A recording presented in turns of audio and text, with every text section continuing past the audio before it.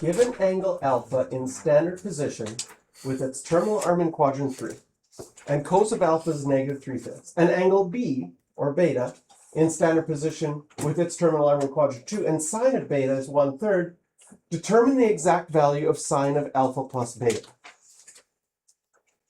Whew. Right? This officially ranks as a scary looking question. Because you read it and there's a lot of stuff there. And it looks scary. You will probably at the end of this gonna be like, I love these questions because they're always worth 4 marks. And if I know what I'm doing, they're really easy to do. Okay? So much that I give this a name. I call these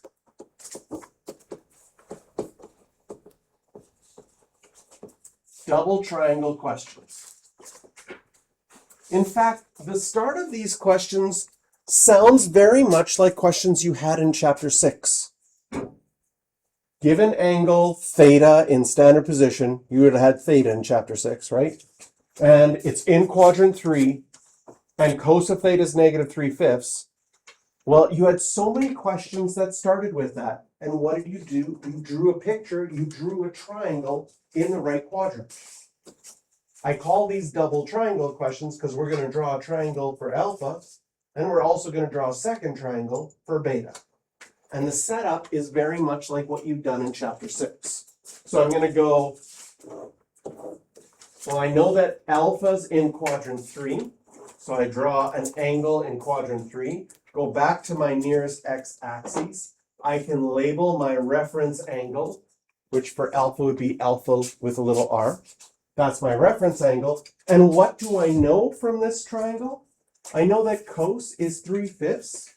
And so I can label the adjacent side would be 3. The hypotenuse would be 5. Do you recognize the triangle? A squared plus b squared equals c squared. What's the other side? 4. And beside this, we already knew cos of alpha was negative 3/5. We can also say that sine of alpha is negative 4/5.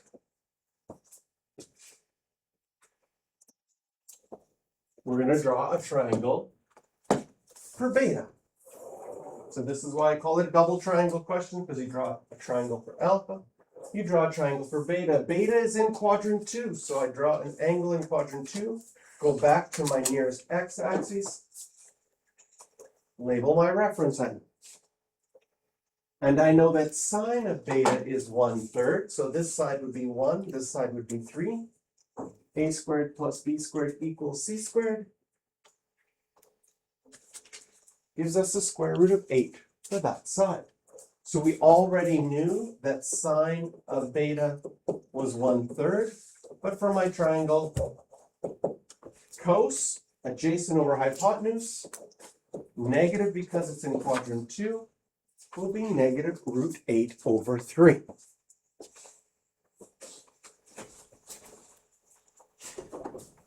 That's a setup. So in a double triangle question, you do your setup and set up both your triangles. Same idea as chapter 6, you've done that before.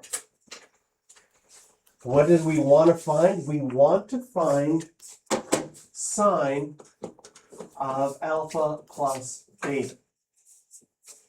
Which we go to our formula sheet, and sine of alpha plus beta is equal to sine alpha cos beta plus cos alpha sine beta.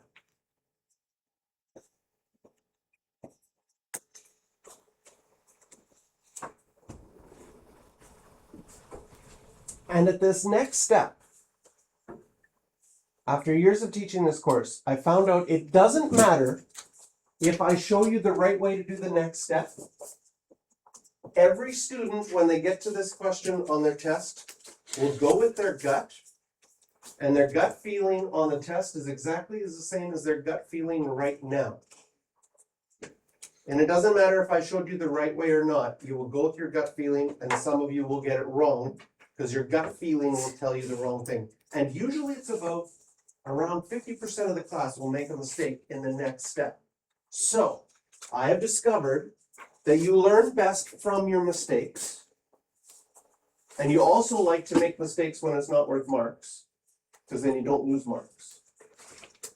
So the next step is just substituting things in. It's just like, you've got this, you have to write the next step down. And I'm gonna come around and I'm gonna get a survey and find out, is this class 50% and 50%? How many get it right? How many get it wrong? Go with your gut. What would you do? You've got your triangles here, you've got answers on the right-hand side. You just have to plug them in for the next step. So just do one step, just plug in the answers we have in the right spot. I'll pause the video.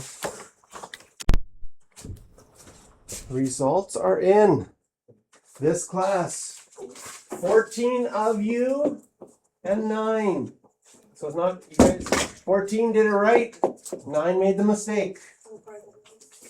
Okay. So what is the right next step? And what is the common mistake? Added hesitation for drama purposes. The correct next step is you do not know what alpha is. You know what all of sine alpha is. So you replace all of this with brackets and negative 4/5. All of this with brackets and negative root 8 over 3. Plus all of this with brackets, negative 3/5. And all of sine beta you replace with 1/3. Why do we make the common mistake? You're used to replacing things for variables, right? So you are tempted to write sine and then replace the alpha with negative 4/5 and keep it there. Okay, that's the common mistake. If you made the mistake, pay attention to it right now. How are you going to not go with your gut when you have this on the test? And the idea is we are still doing a substitution, but you know, like, this replaces all of that, not just the alpha. Right? So when I have this sine of alpha, I replace it with all of that. And now I just need a final answer, which multiply the tops, multiply the bottoms. This will be 4 root 8 over 15 minus 3 over 15. It has a common denominator, so we can make it a single fraction. This is our final answer. You could simplify the root 8 to 2 root 2 and change that to 8 root 2, but you do not need to. You could leave it like this. So double triangle questions. Draw your two triangles, write out the formula, and then careful with the substitution in. You want to get an exact value. So exact value means we're not simplifying with square roots, we just need to write a single fraction in the end. So you can circle questions 8 and 13.